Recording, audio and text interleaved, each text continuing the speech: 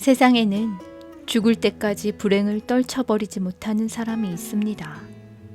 설마 싶겠지만 저는 불안에 빠져 있는 사람들을 반세기 이상 접하면서 평생토록 불행에서 벗어나지 못하는 사람이 꽤 존재하고 있음을 절실히 느꼈습니다.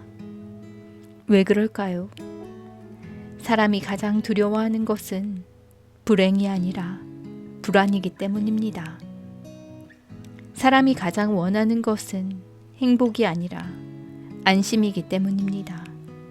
행복해지기 위해 들이는 노력과 에너지는 사실 불안에서 벗어나기 위한 노력과 에너지일 뿐입니다.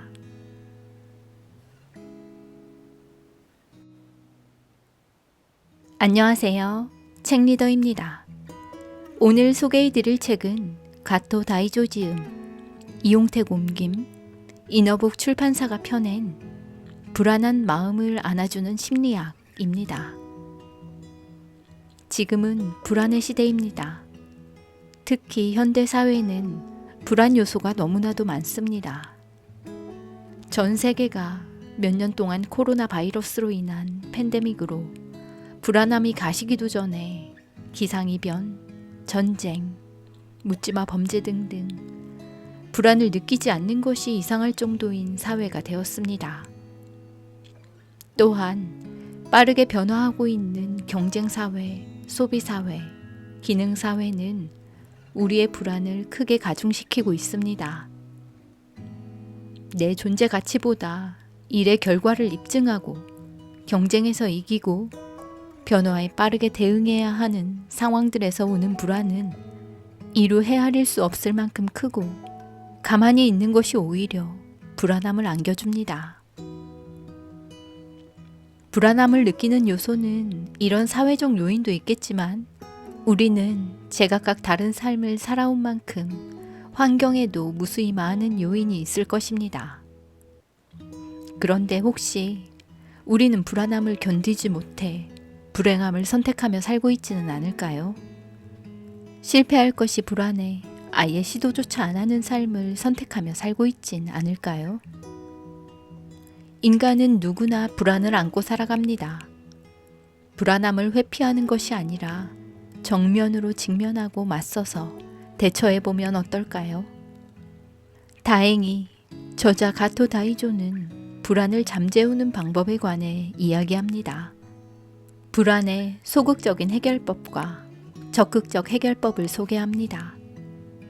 소극적 해결 방법은 합리화하기, 부정하기, 불안한 장소로부터 도망치기, 의존증으로서 불안을 일시적으로 잊어버리는 방법이며 근원적으로 불안을 없애는 방법은 아니기 때문에 바람직하지 않다고 이야기합니다.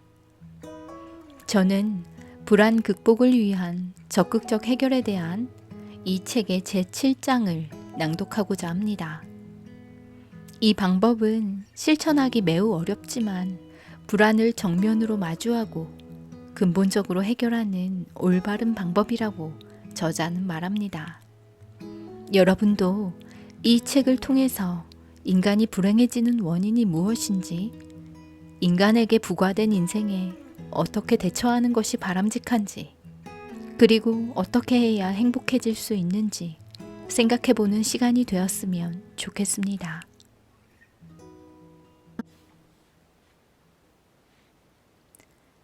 불안을 적극적으로 해결할 수 있다면 건전하게 성장하고 남들과의 새로운 관계를 성공적으로 구축할 수 있습니다. 그러나 적극적 해결을 하지 못하면 남들과의 새로운 관계는 의존적인 관계에 빠지게 됩니다. 먼저 불안의 적극적 해결에 관한 연구를 간단히 설명하겠습니다. 왜 자신이 불안을 느끼고 있는지 그 원인을 밝혀내는 것이 중요합니다. 마음의 갈등을 똑바로 마주하고 해결을 추구할수록 내면의 자유와 힘을 획득한다 라고 카렌 호나이는 말했습니다. 아무리 사소한 일이라도 자신의 힘으로 극복하겠다는 각오를 지니는 것이 전제가 됩니다. 불안의 적극적 해결법 중 첫 번째는 믿을 수 있는 가치에 대한 헌신입니다. 자신이 믿고 있는 가치가 있으면 불안과 마주했을 때 그 불안을 극복해 나갈 수 있습니다. 제2차 세계대전 때 이루어진 군사적 연구가 있습니다. 전투에 직면한 병사들은 우리가 일상생활에서 지닌 불안보다 훨씬 더 큰 불안에 노출되어 있습니다.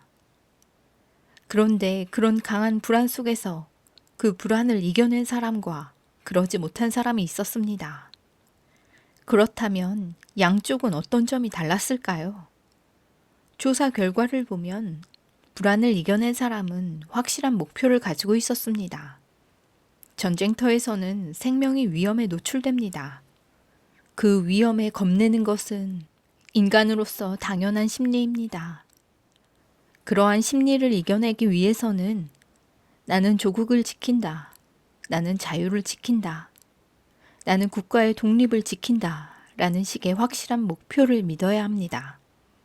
남들에게 강요받은 믿음이 아니라 스스로 믿는 목표를 지니고 있는 경우에는 전투의 불안을 이겨낼 수 있었습니다. 불안을 이겨내기 위해 또 한 가지 중요한 것은 사회적 유대감입니다. 예를 들어 우리나라에 살고 있는 가족을 지킨다. 내가 태어난 이 지역을 지킨다. 라는 식의 사회적 유대감을 확실히 품고 있어야 합니다. 마음으로 맺어진 사람도 없고 목숨 걸고 지킬 고향도 없다면 전쟁터라는 궁극의 상황에서 불안을 극복하기는 인간으로서 거의 불가능한 일입니다. 롤로 메이는 아들러를 평가하며 이렇게 말했습니다. 인간 무리에 속한다고 의식하는 그 개인만이 인생을 불안 없이 살아갈 수 있다. 롤로 메이는 프로이트가 간과한 사회적 관계를 아들러가 강조했다는 사실을 높이 평가합니다. 여자는 약하지만 어머니는 강하다 라는 말이 있습니다. 어머니가 강한 이유는 물론 아이가 있기 때문입니다. 아이처럼 지켜야 할 대상이나 목표가 확실히 있다면 불안과 제대로 맞설 수 있습니다. 반대로 그런 대상이 없다면 불안의 고통을 견디지 못합니다. 꼭 사람만이 그런 대상이 되는 것은 아닙니다. 좋아하는 일이 있는 경우에도 불안에 견디는 힘이 강해집니다. 미국에서 마음의 질병을 앓고 있는 사람들을 가장 많이 구원해준 심리학자 시베리는 마음을 가라앉히려면 좋아하는 일을 찾아라 라고 말했습니다. 좋아하는 일을 찾는 것은 쉬워 보이지만 생각만큼 쉽지가 않습니다.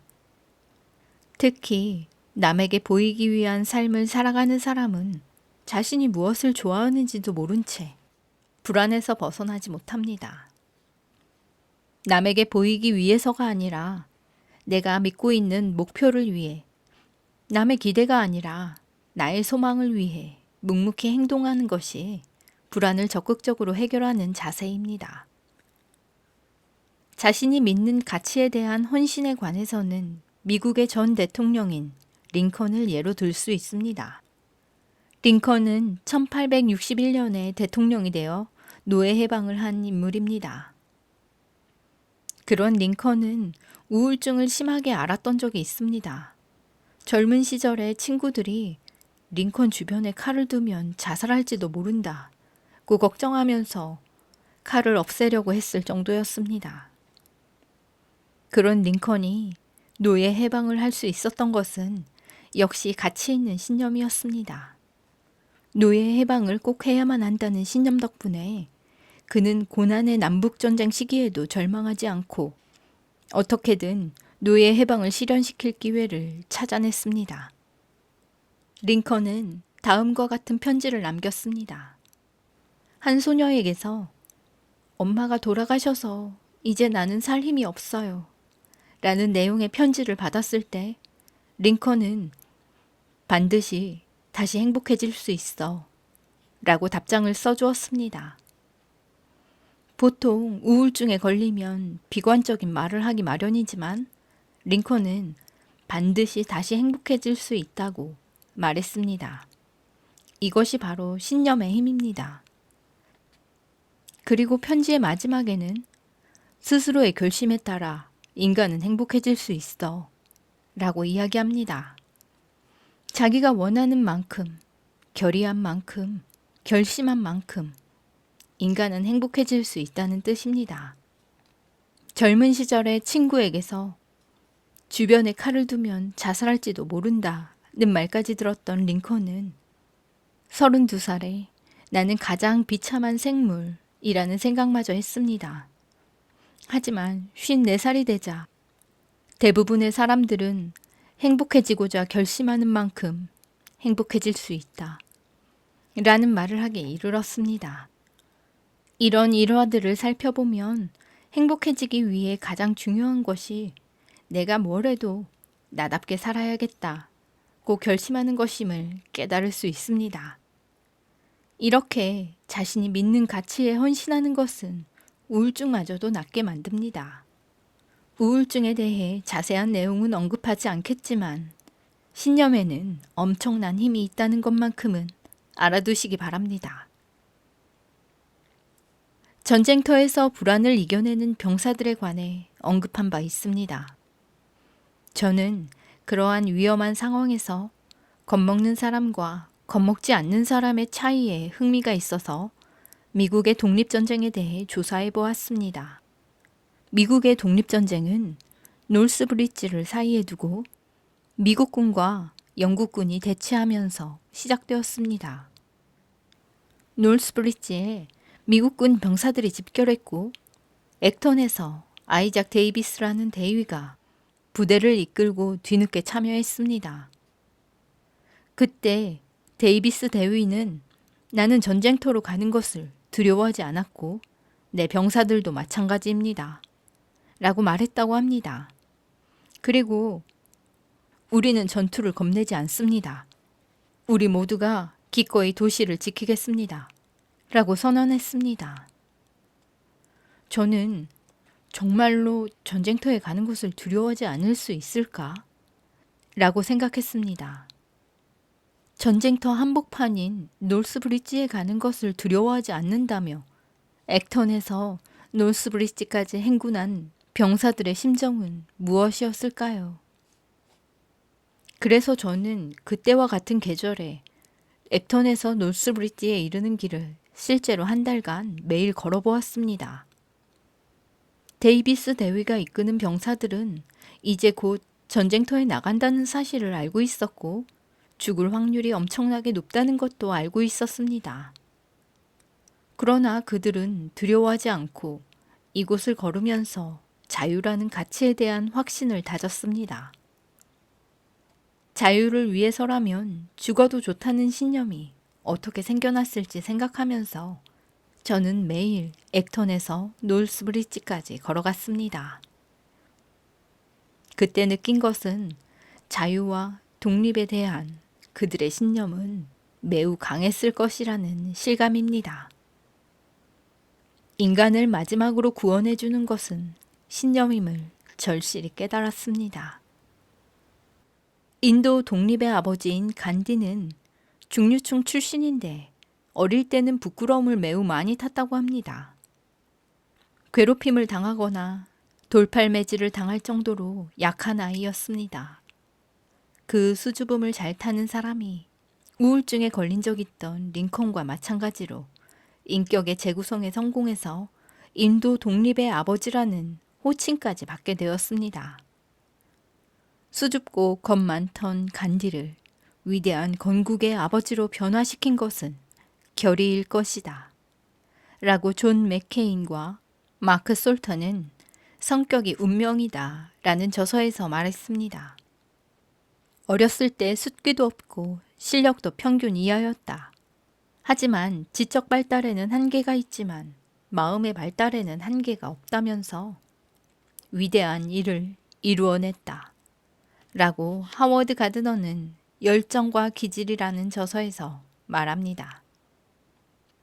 또한 존 맥케인과 마크 솔턴은 간디를 위대한 건국의 아버지로 변화시킨 것은 힌두교에 대한 종교적 헌신이다. 이러한 확고한 목표를 지닌 것이 큰 힘이 되었다.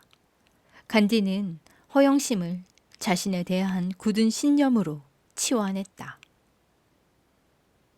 간디는 허영심을 자신을 포함한 모든 사람의 존엄에 대한 경의로 대체했습니다. 부끄럽고 겁이 많은 에너지를 먼저 자존감으로, 다음에는 모든 사람의 생명에 대한 존경으로 대체한 것입니다.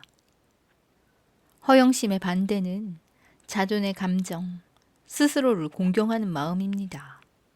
자신을 존경하지 못하면 허영심이 강해지는 법입니다.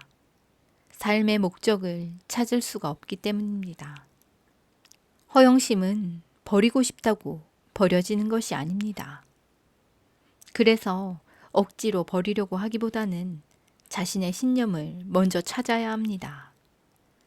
그 신념은 간디처럼 힌두교여도 좋고, 불교여도 좋고, 기독교여도 좋고, 물론 종교 이외의 다른 대상이어도 상관없습니다. 내가 믿을 수 있는 사람이나 무언가 믿을 수 있는 대상을 찾아내고 그것을 발판 삼아 허영심을 버리는 것입니다. 허영심은 스트레스를 일으키고 내면의 힘을 파괴하기 때문에 문제가 됩니다. 허영심이 강한 사람은 불면증, 우울증, 자율신경실조증에 걸릴 수도 있습니다.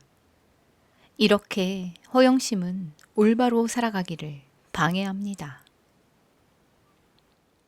아들러나 베란 울프가 말한 것처럼 허영심은 신경증의 원인입니다. 신경증 환자는 삶의 목표를 잘못 알고 있습니다.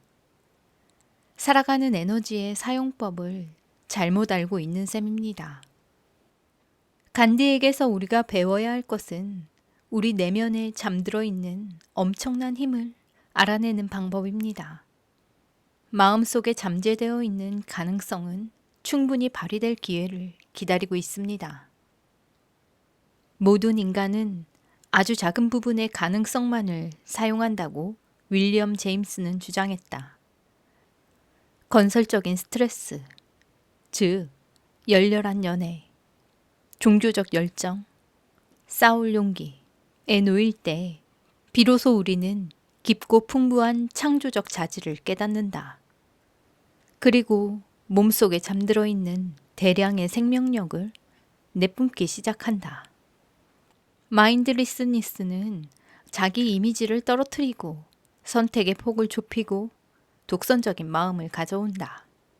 이렇게 해서 우리는 스스로의 가능성을 낭비한다. 라고 엘렌 랭어는 마음 챙김에서 말합니다. 하버드 대학교의 엘렌 랭어 교수는 발육을 저지당했을 가능성에 관해 설명합니다. 성장에 필요한 내적인 힘을 빼앗는 무언가가 존재하는데 그것이 바로 허영심, 복수심, 자기집착이라는 것입니다. 그리고 그것은 자립이 아니라 의존을 초래합니다. 링컨이나 간디가 특별한 사람이라고 생각할 수도 있지만 결코 그렇지 않습니다. 예를 들면 시각장애인으로 살면서 여러 가지 어려움을 겪었지만 그것을 극복하고 행복을 찾았다는 사람이 있습니다. 이전에 어떤 강의를 한 후에 그분한테서 편지를 받았습니다. 그 편지에는 눈이 불편하기 때문에 알 수도 있는 사실도 있습니다. 제 마음은 지금 환희에 차 있습니다. 라고 적혀 있었습니다. 그분은 수학을 좋아하기 때문에 매일 아침 5시에 일어나서 수학 공부를 했고 직장인으로서도 열심히 일하고 있습니다. 그분이 믿는 가치에 대한 헌신은 간디와 같은 종류의 것입니다. 여러분도 간디나 링컨처럼 신념에 대한 헌신을 동일하게 할 수 있습니다. 반대로 신념이 없거나 비뚤어진 신념을 가지고 있다면 정말 불행한 상태입니다. 그것은 마음에 큰 상처를 입은 것이나 다름없습니다. 자신답게 사는 것이 불안을 극복하기 위한 최선의 수단입니다. 그러기 위해서는 자신의 신념을 찾아내는 것이 중요합니다. 불안을 극복하는 적극적 해결법 중 두 번째는 의식 영역의 확대입니다. 불안의 소극적 해결법 중 하나가 현실 부정이었는데 의식 영역의 확대는 그것과 정반대의 관계입니다.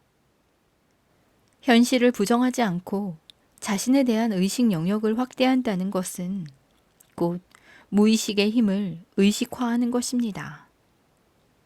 무의식의 의식화는 불행한 사람이 행복해지는데 필수입니다. 무의식의 영역에 여러 가지 문제를 가두고 외면하면 결코 행복해질 수 없습니다. 솔직하다는 말은 칭찬으로 자주 쓰입니다. 솔직하다는 것은 현실을 부정하지 않는다는 뜻입니다. 솔직하지 못한 사람은 자신에 대해 견디기 힘든 감정을 인정하지 않습니다. 그래서 불안의 감정을 무의식 속으로 몰아넣습니다. 무의식적으로 자신은 사랑받을 가치가 없는 인간이라고 느낍니다. 그러나 그것을 인정할 수 없기 때문에 허세를 부리고 현실을 부정합니다. 솔직하지 못한 사람은 정말로 원하는 것이 있음을 숨깁니다. 결혼하고 싶지만 결혼하기가 힘들 때 나는 결혼을 못하는 것이 아니라 안 하는 거야 라고 변명합니다. 이렇게 솔직하지 못한 태도를 취하기 때문에 인간관계에서도 갈등이 생겨납니다. 솔직하지 못한 태도는 나이를 먹을수록 표정에 나타납니다. 얼굴에서 진지함을 찾아볼 수 없고 사물을 똑바로 응시하지 못합니다. 일그러진 마음이 표정에 그대로 드러나는 것입니다. 어떤 사람으로부터 원하는 만큼의 인정을 받지 못하는 경우 그 상황을 솔직하게 받아들인다면 발전할 수 있습니다. 하지만 현실을 부정하는 사람은 그 상황을 삐딱하게 해석하고 현실을 인정하지 못합니다. 원하는 만큼 인정받지 못한다는 사실을 받아들일 수 없는 것입니다.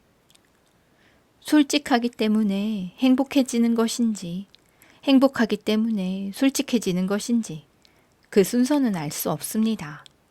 다만 솔직한 사람의 인생은 행복의 선순환이 일어나 살아가기 편하다는 점은 확실합니다. 현실을 부정하느냐, 현실의 자신을 받아들이느냐에 따라 인생의 과제를 해결하느냐, 못하느냐가 갈립니다. 현실을 인정하느니 차라리 죽는 편이 낫다고 말하며 실제로 죽어버리는 사람도 있습니다. 하지만 현실의 자신을 인정하지 않고서는 자기 실현을 할 수 없습니다. 현실을 마주하는 것은 힘들지만 고민을 해결하려면 반드시 필요한 일입니다. 불안의 소극적인 해결법 중 합리화를 이야기한 바 있습니다. 합리화를 통해 당장의 불안에서 벗어날 수는 있어도 결국 마음은 약해집니다. 게다가 얼마나 마음이 약해지는지 본인조차 알아차릴 수 없습니다. 그런데 의식 영역의 확대를 이용하면 우리의 마음이 얼마나 약해져 있는지 의식할 수 있습니다. 합리화의 이면에는 무의식적인 힘이 숨어 있습니다. 앞에서 말한 것처럼 아이를 감정적으로 때리면서도 훈육이라고 믿는 사람이 많습니다.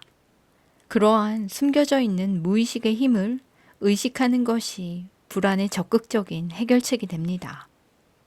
사실 많은 사람은 무의식 중에 성숙을 거부하고 있습니다. 의식의 영역과는 상관없이 우리는 무의식적으로 불행을 원하는 경우가 많습니다.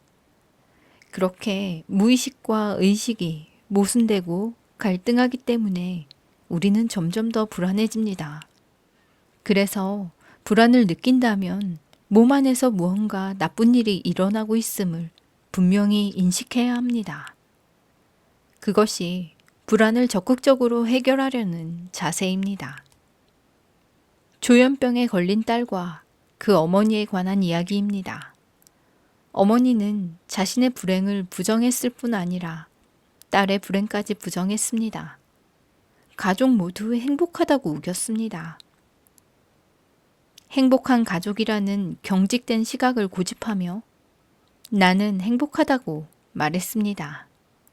딸이 조현병을 앓고 있다는 현실을 철저히 부정했습니다. 그러한 현실을 인정하는 것은 괴로운 일입니다. 이러한 현실 부정은 사태를 더욱 악화시킵니다. 반대로 말하면 현실을 직시하는 것이 올바른 해결책이 됩니다. 시련을 당했을 때 자신을 버린 상대방을 깎아내리는 사람이 있습니다. 하지만 무의식적으로는 상대방을 여전히 좋아하고 있습니다. 새로운 연인을 사귀어도 옛 연인이 그리워집니다. 이래서는 결코 행복해질 수 없을 것입니다. 물론 시련은 뼈아픈 경험입니다. 그 경험은 슬프지만 사람이 성장해가는 하나의 통과점이라고도 할 수 있습니다. 시련을 솔직히 인정하고 적극적인 해결책을 취하는 사람은 왜 이 연애가 실패한 것인가를 뒤돌아볼 것입니다. 즉, 의식 영역의 확대에는 왜? 라는 물음이 필수입니다. 행운으로 향하는 문은 왜? 라는 물음에서 생겨난다고 기억하는 것이 좋습니다. 왜 그 사람과 헤어지게 되었을까? 왜 지금 나는 이렇게 괴로운 것인가? 나는 왜 이렇게 불쾌한가? 나는 왜 이렇게 우울한가? 내가 왜 이렇게 의존심이 강한가? 왜 그런지를 진지하게 생각하고 자신의 무의식을 깨닫는 것이 진정한 불안의 해결로 이어집니다. 결과적으로 자신과 솔직히 마주할 힘이 갖추어집니다. 어떤 사람은 나는 야구를 못한다고 인정하는데 30년이 걸렸다 라고 말했습니다. 30년에 걸쳐 일어난 의식 영역의 확대라고 할 수 있습니다. 야구를 못한다고 인정한다고 해서 자신의 존엄성을 잃지 않는다고 느꼈기 때문에 마침내 이를 인정할 수 있었던 것입니다. 야구를 못하더라도 그런 자신을 솔직히 인정하고 야구를 취미로 즐기기로 결정하면 마음의 평온함이 찾아옵니다. 자신을 있는 그대로 받아들이고 남들을 또 있는 그대로 인정해 줄 수 있는 여유가 생겨납니다. 자신의 열등감을 하나하나 인정하면 그때마다 쑥쑥 성장해 갑니다. 그런 사람은 자기 삶에 대한 믿음, 자신에 대한 믿음을 가지고 있습니다. 또한 인생의 다양함을 맛볼 줄 아는 사람으로 발전할 수 있습니다. 스스로는 옳다고 생각하는데 어쩐지 주변으로부터 고립되어 있다면 혹시나 무의식의 영역에 문제를 안고 있을지도 모른다고 생각하는 편이 좋습니다. 누구나 인생에서는 다양한 문제가 차례차례 생기기 마련입니다.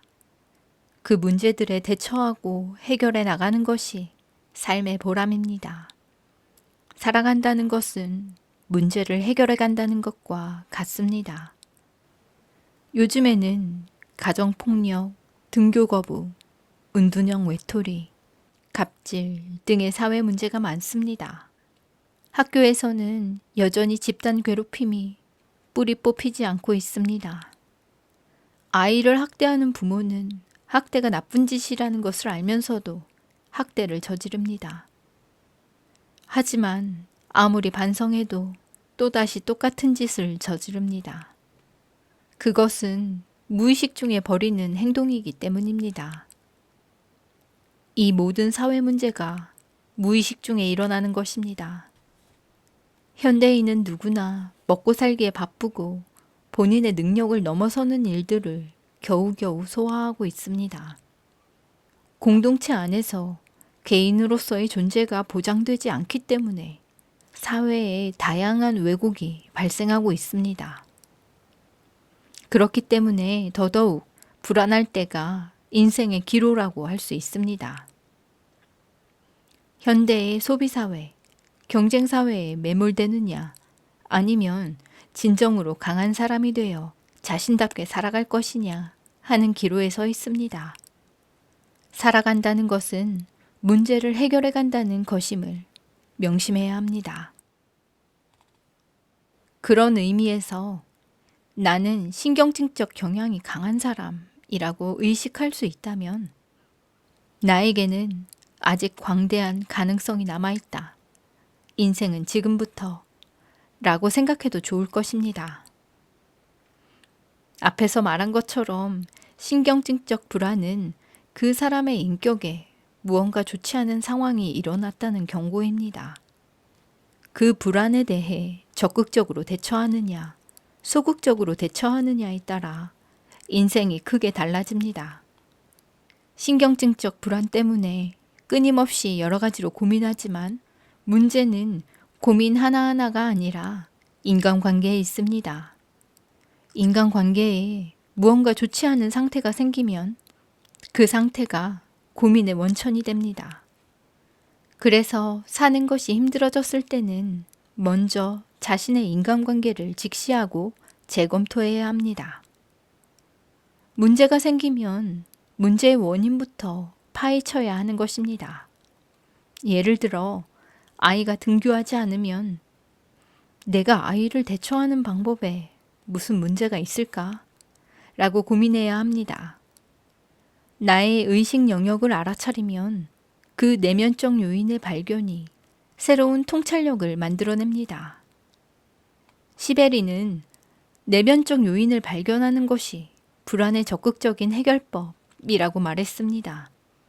우리는 모두 노력하고 있지만 그 중에는 도중에 열정이 식어버리는 사람도 있습니다. 그 이유는 배타적으로 노력하기 때문입니다. 안타깝게도 노력의 방향이 잘못된 경우가 많습니다. 도망치려는 노력이 아니라 맞서는 노력을 해야 합니다. 맞서는 노력 없이는 인생에 해피엔딩이 없습니다. 도망치는 노력을 아무리 해봤자 결코 행복해질 수 없습니다. 자신의 인생을 버리는 편이 낫다고 말하는 사람도 있습니다. 하지만 중요한 것은 과거로 거슬러 올라가서 왜 스스로 가치 없는 인간이라고 말하는 자기 멸시의 이미지를 가지게 되었는가? 문제가 되는 인간관계는 어떤 것인가? 등을 따져봐야 합니다. 그런 식으로 자신을 재교육하는 것입니다. 잘못된 가치관을 익혀버린 근원을 더듬어가는 것이 곧 인격의 재구성이라고 할 수 있습니다.